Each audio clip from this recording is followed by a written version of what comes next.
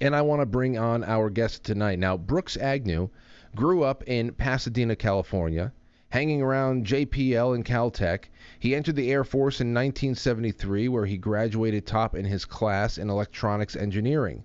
He received his Bachelor of Science with honors in chemistry from Tennessee Technological University. He is a certified quality engineer and a Six Sigma master statistician. He is one of the, and this is the big one for tonight, as he's trying to get his video to come on in. He is one of the field engineers who developed the first working HAARP-style technologies called ground probing radar, using radio waves to analyze ground formations. I'm going to be talking about that right off the bat. His research has been featured on History, Discovery, and True TV channels, and I'm welcoming back a friend to the show now, Brooks Agnew. How you doing, my man? I'm doing fantastic. Good to be here. Brooks, I don't think that your microphone is on. I think it's coming from your webcam. Hold on 1 second. You got it. See, little production along the way never hurts.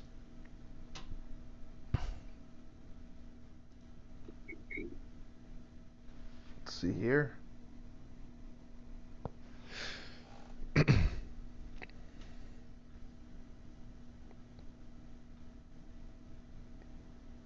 Bear with us, ladies and gentlemen. It's live radio after all. There we go. That's better. Beautiful. Oh, what a night and day broadcast this has just become. Welcome back, Brooks. Good to be here. Yeah, we face these live things all the time in podcasting, and you have to not panic. You know where it comes from, some mic setting, some camera setting, because we change formats all the time, Zoom and different video formats, so no issues. We got it now. No, we're fine. We're fine. And, you know, I'm so excited to have you back on, and for this to be the reason, because I have a long list of things I still want to talk to you about outside of this, but now here we go. Maybe about an hour or so ago, we got all these reports about another follow-up earthquake in Turkey. Just so we can talk about this in particular, we have long since been getting reports from people of HAARP's ability to cause drastic changes in everything, not only from the weather, but in just the Earth as a whole. So we also have been told that there is limitations in its range, so that you can't just blame everything on planet Earth on HAARP in Alaska. But as far as the technology goes, could you start by giving everybody, lay people, think of the layman out here, easy to understand technical details of HAARP and how these frequencies can actually influence things like the weather, and then we'll go to subsurface afterwards. Sure. I helped develop this technology in the field in 1983. And we were using it to basically beam radio waves into the ground. It doesn't make much sense if you're a radio person. But what happens is these waves get attenuated, they bounce off different structures in the ground, and then they reflect back. Well, what we developed was a system of antennas to pick up the reflections, and we could tell basically where petroliferous zones existed, like gas, oil, shale. And we even got good at telling where there were water layers under the ground.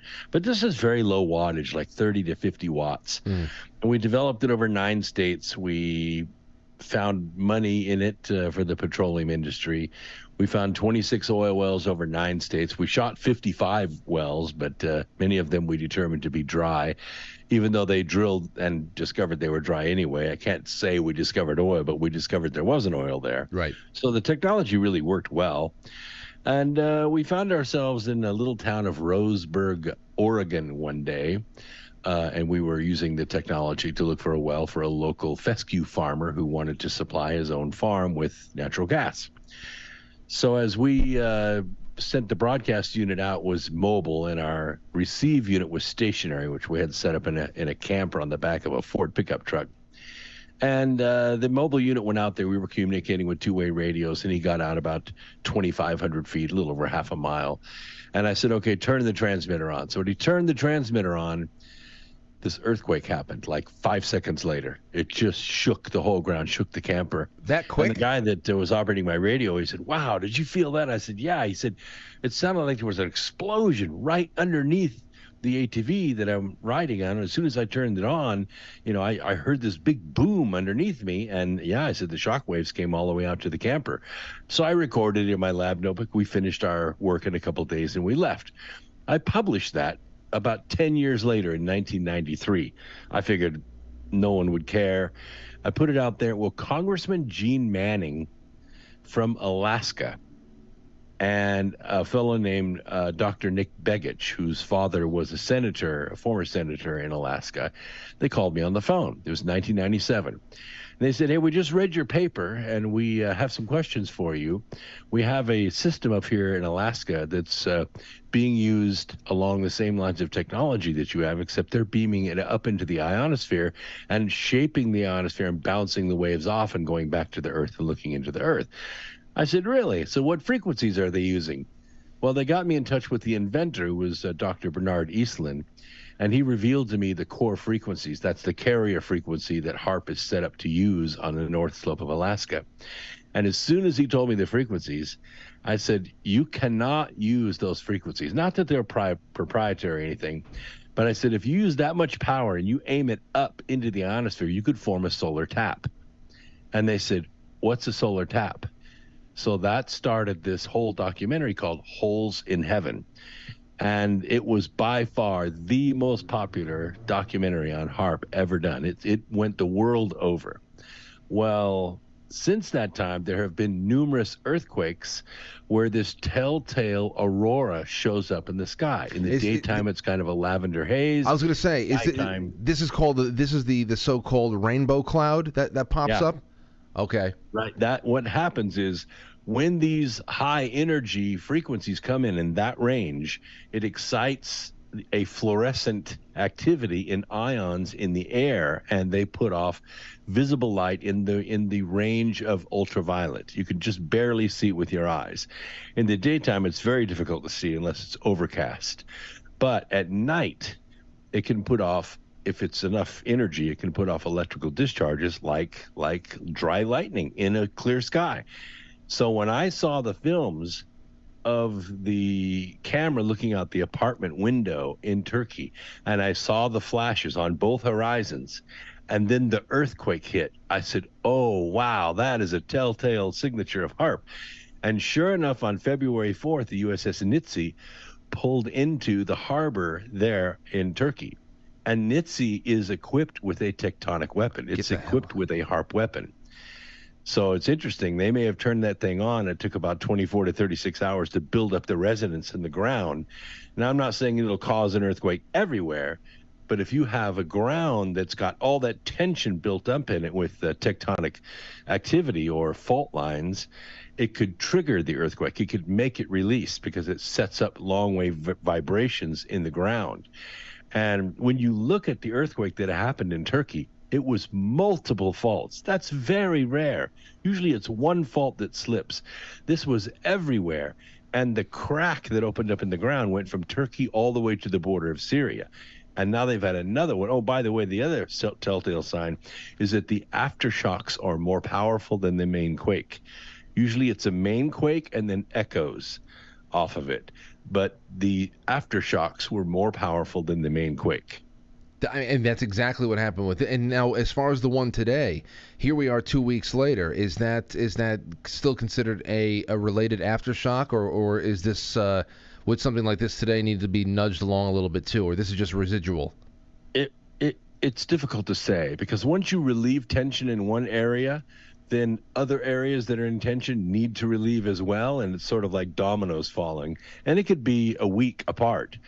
The strange thing about earthquakes is not only are they unpredictable, there's no way to tell when an earthquake is going to happen. What is a remarkable weapon is when you can make earthquakes happen when you want them to happen. And when you couple all this together with the open threats that were made against Turkey, that they were going to suffer a terrorist attack. This is from the World Economic Forum to the leaders of Turkey, to Erdogan. You're going to suffer a terrorist attack if you don't stop trying to broker peace in Ukraine. And then they attacked. And everyone that saw the USS Nitsy pull into the harbor knew exactly what was going to go on. The secretary or the minister of the interior called through video call the U.S.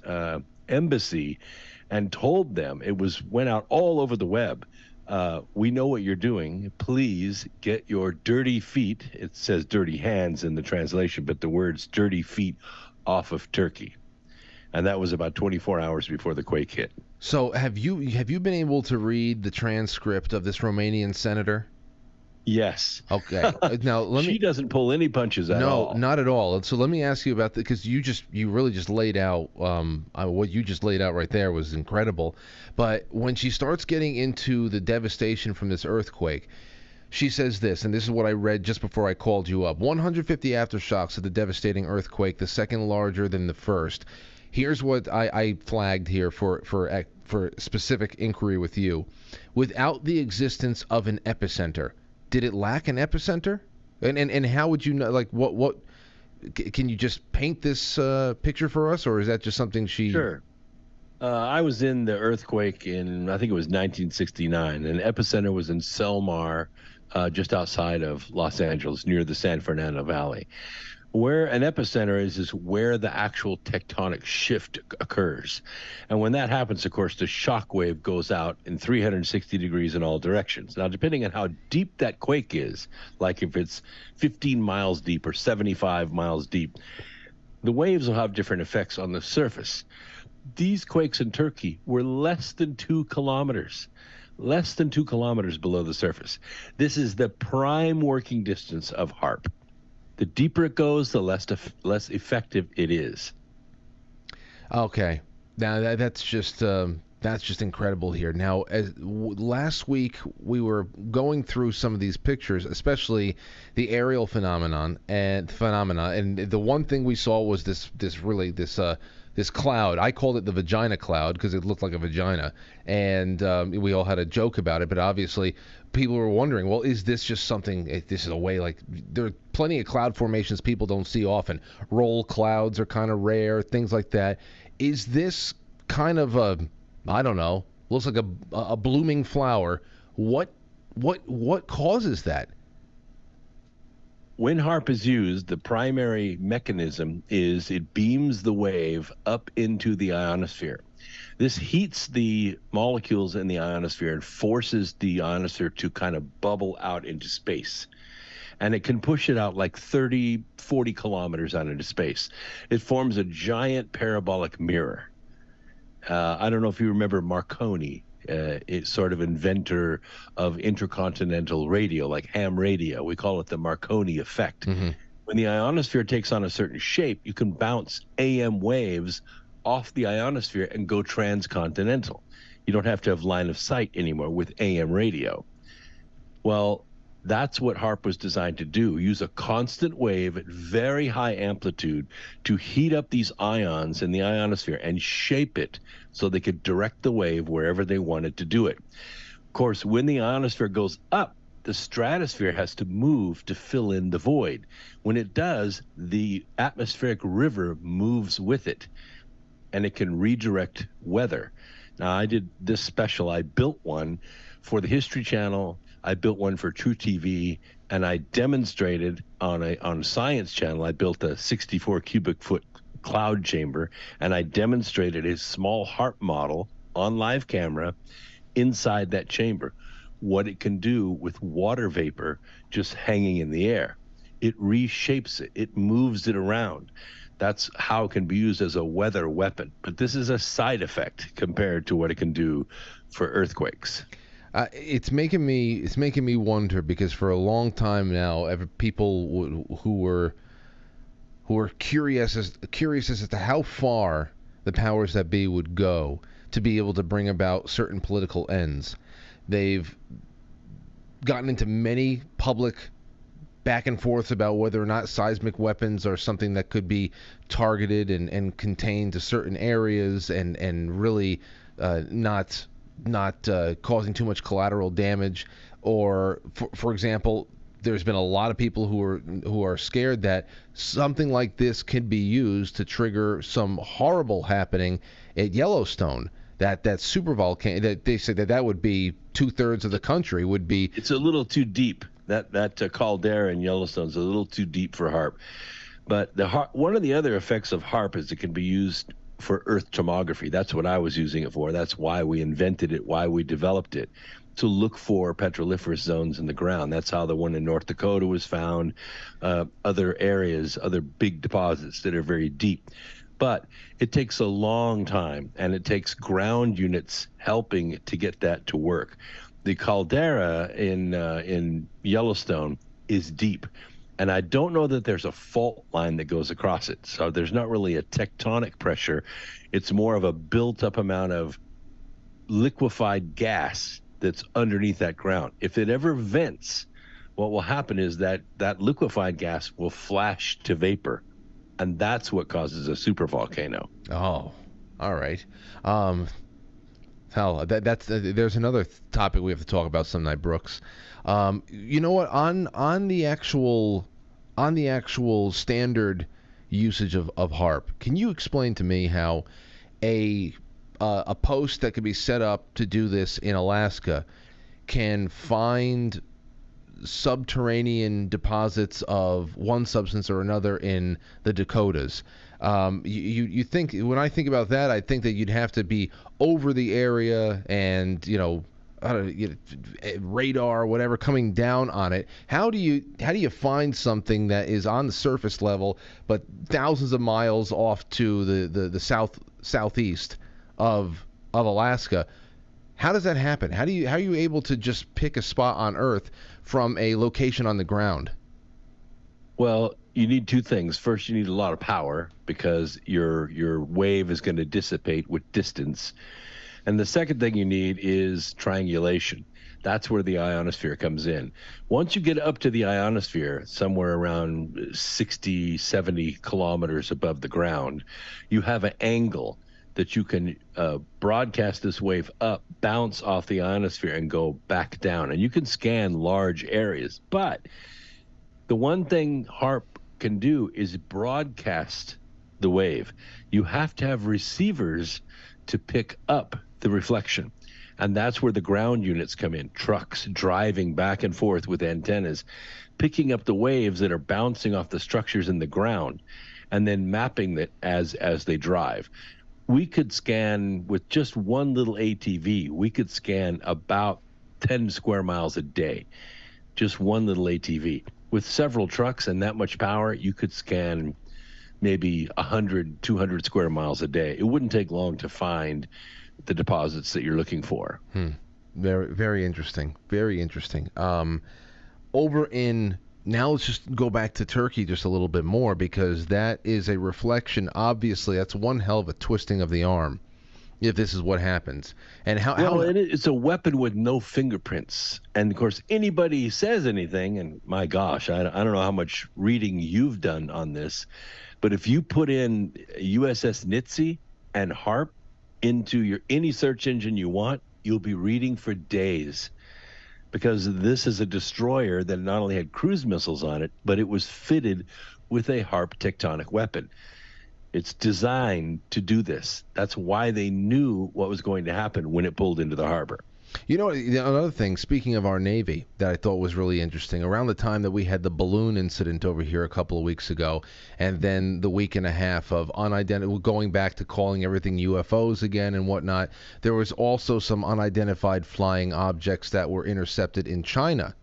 And we never got any kind of or I don't know if they were downed or anything, but they were spotted, and it made China get together all of their air forces and go on up there. And when I realized that was maybe in like eastern China, then I realized that just recently, maybe about a few days or a week before that all started popping off, the Nimitz was out there in the South China Sea, which of course is the ship in question of all the Tic Tac. That the Nimitz was not only there to pick up on all that Tic Tac object stuff, but they were the ones that were getting swarmed by apparently fleets of these unidentified flying objects that crewmen and everything else were reporting in all of their testimonies.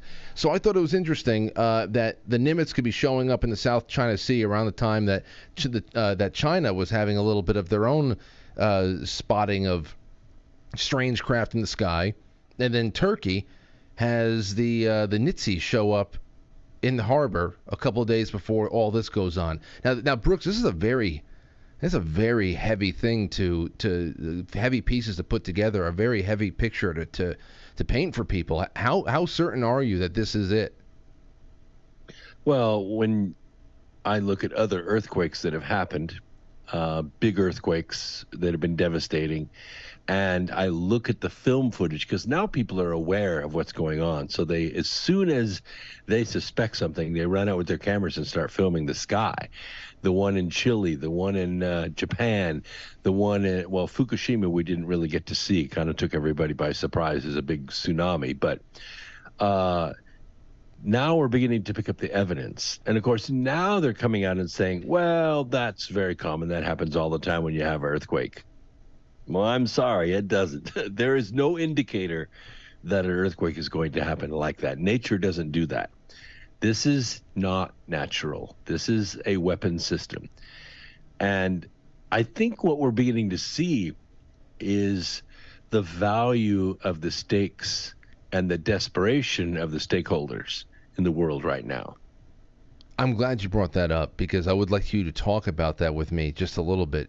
Obviously, the importance of what is going on in Ukraine, and I'll be doing a little bit of those updates when we hang up the phone in a little while. This continues to find new areas to ramp up into, and I'm surprised we've gone this far without some real, coming to blows. What do you think? If they're willing to do something like this, where the hell is the end game on this? Well, that's a good question. I think they have an end game in mind, which many of us suspect, but I don't really have any proof for. But the means to the end is unpredictable. I don't think things are going the way that they expected. I think that they expected Ukraine to be much more successful than they are. If you just listen to the news actors, you'll see that. Mm-hmm. Your news, my news, all the other podcasters in the world, we have the real news. We have the mainstream on our side, but the fake stream, the news actors, the ones that read the scripts that are written for them by what I call the global syndicate, that's a totally different war they're talking about. What we're talking about is a loggerheads that is being approached between the global syndicate, the ones that controlled the world for thousands and thousands of years until we declared our independence, and they've been trying to get their country back ever since, and the free peoples of the world. We now know that the war didn't start in February of 2022. The war started in 2014. When the U.S. State Department attempted to assassinate the duly elected president of Ukraine. Fortunately, he escaped with his life. But then for the next 8 years, they shelled the Russian people in the Donbass. Nobody reported that. Only people that reported were our people on the ground. And believe me, I had video from my folks there in Donetsk while it was going on. You didn't see that anywhere on the news. But we saw it. And then the uniforms, the insignia on their arms, and the languages that they spoke. We knew who was doing it. We knew what they were doing, but we didn't know why. We didn't know why until Vladimir Putin moved. Once we saw him move, we realized what he was doing is stopping the invasion of Crimea. They were marshaling an invasion of Crimea. They were going to take that whole country and slaughter those people and take all the oil for themselves. That's the end game. The end game is they want all the resources, just like I don't think they really want to get rid of America. They just want to get rid of Americans. Yeah, no doubt about it. I mean, I look at that today, some of the headlines that came out of Ukraine with one military leader or another saying that our tanks are going to roll through Red Square. They're not even talking about the Donbass and Crimea anymore. They're talking about going into Moscow. It's like, what do you? Exactly. I mean, and how could you ever? And anybody who's been watching this with any kind of sober mind sees that every couple of months they come out and essentially ask for enough supplies that constitutes a whole new army. Every couple of months they need a whole new army, and they want to go invade Moscow. I mean, this level of cosplay is just very dangerous. I mean, there's plenty of people. The people just need to open their eyes and see that these sanctions that have been levied against Russia have made Russia wealthier than they've ever been, ever in the thousands of years that Russia has existed. They're wealthier than they've ever been. Crimea is booming right now, absolutely booming, especially after the bridge that was completed in 2020. All those supplies and building supplies and trade going back and forth between Russia and Crimea, they're booming. That's not what's happening in Ukraine. Ukraine, you have to rub two sticks together to make fire. And it's the epicenter of child trafficking, of bioweaponry, and money laundering. And that's why they're fighting as hard as they're fighting. Yep. I've for a long time now, I've described Ukraine, the country. I know that there are ancient cultures out there, and never coming down to disparaging everyday people who are caught in the middle of stuff like this. But Ukraine as a country is a deep state shell company. That's just that's what it is. And here's one of the last things that Senator Diana Lovenovici says. She says, it's very clear to me that at this point, things at the international level have gotten out of hand. The fools are playing as God, and they think that they have won the game. Because of these demented and psychopathic people who cause wars and cataclysms using unconventional weapons, we humans are just numbers that they can get rid of. It is imperative that all nations, the peoples of the world, rise up together, wake up from daily comfort and carelessness, and just like in 1848, will begin the struggle for liberation from the yoke of psychopaths, of demented people who steal our happiness and the beautiful world in which we live. That's why I urge all of you who still want to live in a world of God and not Satan, I urge you to rise up to fight to a world revolt, free us all of that destroys and destroy these enemies, because in the moment we are in legitimate defense. And then finally, take the claws off of Turkey, take the claws off of Romania, and she goes and finishes up strong. I've been waiting to read through any of her remarks until I had somebody on with me like you, and I'm glad you were here for this. Any general thoughts on that? Because I did have another question about China and laser technology that showed up in Hawaii recently. Yeah. So, and any closing thoughts on all that? Traditionally, America is founded on revolution. And we have a revolution. Every 2 years, we have a revolution. We go to the polls and we vote people out and we vote people in. That's our way of doing it. We don't go to the streets. We don't rise up. We don't race off with pitchforks or torches. We go to the polls. But the American people have lost faith in our election infrastructure. It has been corrupted. It has been corrupted to the point where it doesn't matter if 80 million of us come out and vote for one person. It doesn't matter, because the opponent gets to count the votes. And so we've lost faith in our election system. We're still founded on revolution. I still think that spirit of revolution is in the American people. How we revolt is the important part. I don't think we need to do it with violence, because we have all the power, because only we have the money.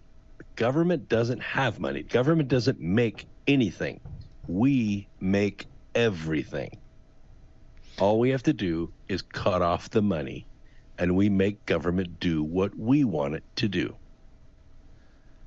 Well said. Well said.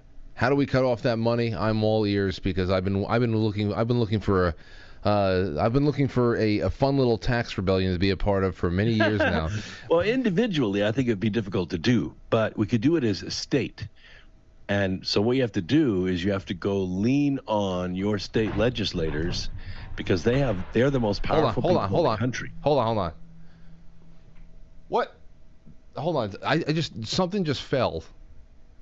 Something just something on the other side of the wall. I don't know what the hell's happening right now. I have to go figure that. Well, either way, what happened? It's next door. The animal's next door. Sorry, Brooks. I have we have again the animals next door. All right. Well, at least you're not being swatted. That's a good thing. Yeah, no, that one was bad. I'm sorry, I had to interrupt you. I didn't know what was happening. I thought it was an earthquake. Okay, go ahead. Well, state legislators are the most powerful people in the country. They have all the tools. They just don't think they're powerful. They have a thing called Article 5 in the Constitution. It's called a Convention of States. All the states have to do, 34 of them, is pass the resolution that they're going to amend the Constitution. Make the 4 or 5 amendments that we have been talking about since 2012.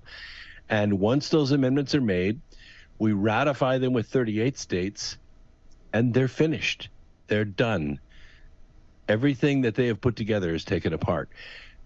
That's why this revolution can still happen, but we have to do it on a state level, state by state. I think right now we have 21 or 24 states. We need 34 states to be able to do it. Yeah, it's been climbing slowly but surely up there in the last few years. I was thinking about getting some convention of states people on the show, but we discuss Article 5 a lot, and it would be nice to revisit it sometime soon. But before we run out of time, Brooks, go ahead. Okay. What were you going to say?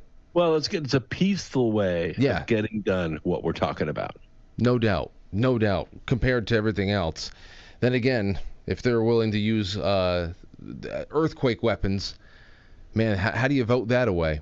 Now, from here, I want to ask you about Hawaii, because this had popped up. The Chinese, they thought that something was going on. It was Starlink at first. And here is let me see. There it is. This is from WorldNet Daily. War is on the way. Warning is blared after Hawaii gets lasered. This is back on this is February 19th. War is on the way. China expert Gordon C. Chang is warning after little reported incident in which a Chinese satellite lasered the state of Hawaii. Chang, a distinguished senior fellow at the Gatestone Institute and author of The Coming Collapse of China, said nobody on the ground was burned by the green Chinese beams of light on January 28th, but the laser shower is another warning that war is on the way. The events were noted when on January 28th, the Subaru Asahi Star camera caught images of shower of green laser beams lasting just seconds. The camera watches for images from the Subaru telescope on Hawaii's Mauna Kea. Now, this happened on the 28th of January, Brooks, and people were wondering what the hell it was, and then they figured out it was China. Then, about a week or two later, starts all of the volcanic eruptions over there. Now there's lava in the living room once again. Can you tell me a little bit about whether or not there is a little bit of a causal relationship between the two, or if they're just equally interesting for their own reasons? Well, it's a new one on me. Argon, which is about the green laser that you're talking about, they have a limited range. You have to have tremendous amount of power to go a long distance like that.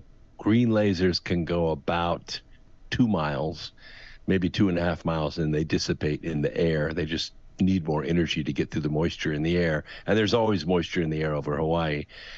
So to pull off something like that, you'd have to have thousands of watts behind it. And why would you use a visible laser other than to just terrorize the people and say, hey, you're being lasered? They could be used for what's called interferometry, which is a super precise way of measuring distance between 2 points using a laser. But that doesn't make any sense either, because they know exactly how high their satellite is.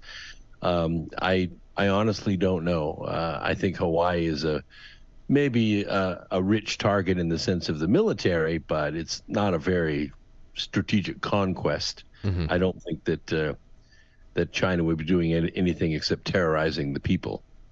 Well, I wanted to I when I think about all this stuff and I think about the how we're all on edge, forget about even foreign. I mean, I'm Yeah. sure you have a lot to say about recent chemical disasters here. There's a lot of manufacturing disasters going on all over the place, but there's obviously a concentration of things that are happening within food production and energy, and of course we're still wide open and vulnerable to EMP that we've talked about many times, being able to bolster and fortify our systems from those types of attacks. We're just wide open on every front.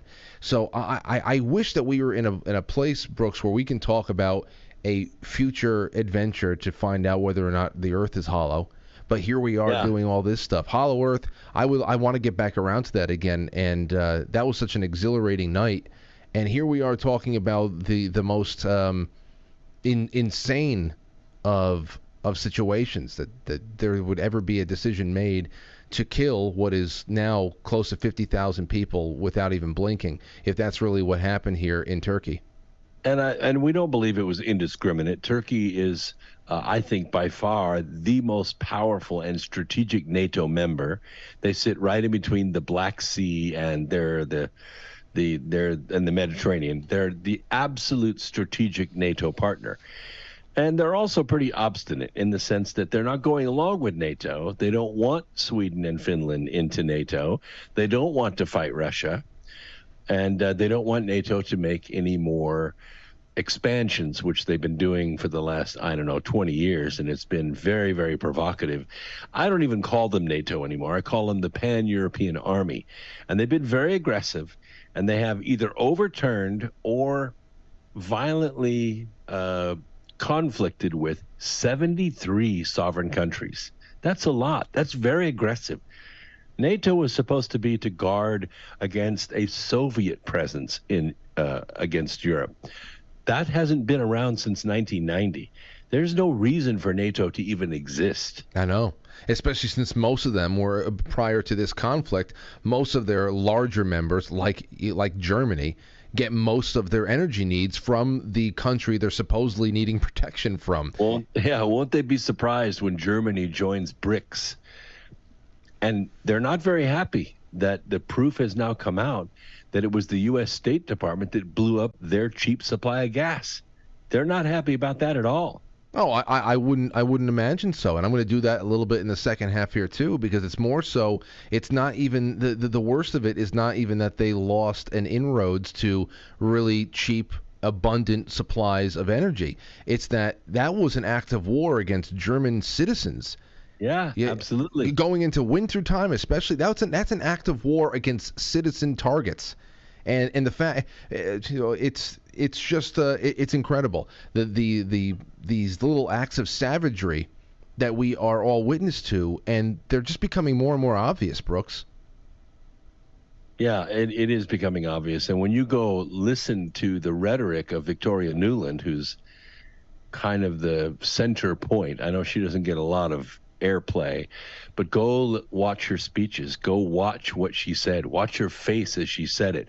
When she brought those American U.S. Army snipers into Kiev and slaughtered 100 innocent Ukrainians in the streets of Maidan, and then handed out donuts on the streets. This woman is pure evil. Oh, yeah. Absolutely pure evil. No doubt. I would love to have you back sometime soon. Do you ever go into quantum computing and anything that is that would involve the concept of parallel universes? Well, I've written a couple books on it, but I don't.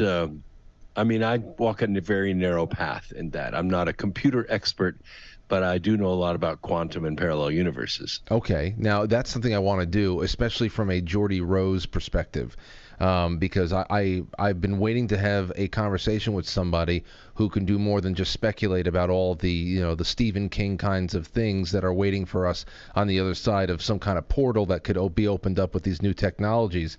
When he talks about Lovecraftian great old ones that exist in parallel dimensions that would see us as we would see ants. I want to be able to talk about some of that, maybe in the future, but Well, I don't know, Brooks. You brought some fire here tonight. I think it was really, really incredible to learn about the technologies that you've been a part of discovering and implementing and understanding better on behalf of everybody, and then to be able to see all of those telltale signs of that technology's implementation in places where recent catastrophes have just really shocked the world. And I believe everything we do will eventually affect the universe. But I got to be honest with you.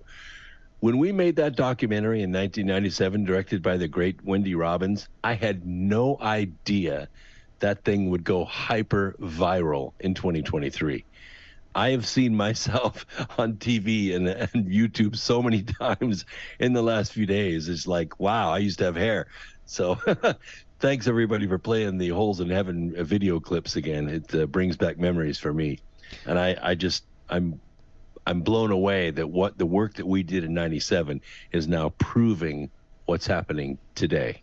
is the entire Holes in Heaven video on YouTube or Rumble or anywhere that we could? No, it was, well, it may be, somebody may have uploaded it, but it was produced as a video and sold, I don't know, all over the world. The bestseller on Amazon for a long, long time. I did the debut episode of Weather Warfare with Jesse Ventura on True TV, and I built a chamber and showed them how HAARP works live on the camera. And that was earth-shaking to see all that. I'm glad Jesse wanted us to do that. That's awesome that you got to be able to present him with something like that. I loved his conspiracy theories show. That was incredible. I wish that went on for years more. It was too hot though. He did real the Weather Warfare. That was the debut episode. Man, it was epic. Well, what you're talking about tonight. Do you consider earthquakes weather? I don't know. It's a geological condition. There's definitely a lot of different things going on over there. But to use nature against the forces of nature against other human beings for strategic purposes that's weather warfare. The basis of all of it. The best thing is that the craziest thing is that I didn't know that Cy Hirsch, who just uncovered the whole Nord Stream thing and compiled all those verifications in one place recently. I didn't know that he was a part of exposing Operation Popeye, and that was that coming out party in Vietnam with all the flooding of the Ho Chi Minh Trail and cloud seeding out there. So it's incredible to see this. In fact, before you go. It takes forever for me to say goodbye sometimes, Brooks. But before you go, do you remember in 2019 when there was they tried saying it was an earthquake, but all of the seismic readouts showed that it looked like an explosion at China Lake. Oh yeah. Now, around that time, a lot of really weird things was happening. I think in Southern California, around that same area somewhere, there was huge bee die-offs. Bees were just falling out of the sky and just pinwheeling on the ground. People were wondering what's going on. China Lake had this big explosion that people were saying was an earthquake, but it had the resonance of an explosion, not a build-up, but a boom and then a fade away. I know that China Lake was where a lot of our seismic weapons were researched. And a lot of the weapons that were deployed during Operation Popeye, it was a pretty significant installation. Do you have any thoughts or tidbits, factoids to share about any of that? Well, I didn't research too deeply into that, but the key word is deep. Evidently, there's a deep underground military base there, and it may actually link up to the Pacific Ocean via underground rivers. And it's suspected that forces went in there, did battle, and blew that up. And that's similar to what happened in North Korea when the mountain exploded and destroyed the nuclear weapons research of Little Kim. Very similar to that. I remember that. That was the big The big thing of the day was wondering if they had dropped those tungsten poles, the rods from God, down on that mountain range there. Yeah, the information that's out there about the rod of God is misleading, because to get a tungsten rod that big, like telephone pole sized tungsten rods, up into space, we don't have that lift capacity. We don't have the ability to place rods that size. That's why they say it that way, to make it impossible to do. But we do have a weapon system called the X-37B. It doesn't have a 34 foot long cargo bay. It has a 6 to 8 foot long cargo bay. Now, if you want to put carbon rods that size or tungsten rods that size into space, you can do it with the X-37B. And deployed, once it reaches about Mach 12, Mach 14, it's got a lot of kinetic energy. Wow. Well, Brooks, please let everybody know where they can find you during the week. You're a broadcaster. You have not only a wealth of knowledge on numerous subjects that you have been so intimately involved in, but great voice, great host, and an even better guest. I love having you on. How can people find your work? The easiest way is to go to brooksagnew.com. My radio program is America Free Radio. It's on every Wednesday and Sunday at 8 p.m. It's on all social media that you can find, Rumble and Rockfin and Twitch and Twitter and DLive, and it's everywhere. Just put in my name, you'll find it. And all my books are for sale on Amazon. Everything is linked there. Make it very easy for you, and you can link up with me and communicate with me, and I promise I'll write you back. There you go. Well, brooksagnew.com. It is in the description of this episode, so I'm sure people will be hitting you up. And if there's, you know me, Brooks, you just get in touch with me. You say, hey, this is a hot story, and I've got a good take on it. We'll put together something quick. I don't care how we do 5-minute little hits from now and again. It doesn't matter. And then we'll plan the bigger shows when you come back. But it's great. You take 5 minutes and say goodbye. I know it's not conducive for doing things efficiently. I know, but whatever. It's a talk show, so we'll just talk. That's right. Anyway, I really appreciate you. You do a great job. Well, thank you, Brooks. Have a great night, and all the best to you and your whole team. Thank you. All right. Bye-bye. Bye. There you go, ladies and gentlemen. How's that for an exclusive? We had a man here who was part of the discovery and the defining of this technology. And then to be able to see certain telltale signs that it's been used. Well, you can take that to the bank. That's another one. Another one for a Monday night. We'll be right back. We're going to do a little bit of an intermission. Then when we come back, it'll be super chats and then some media from across the pond.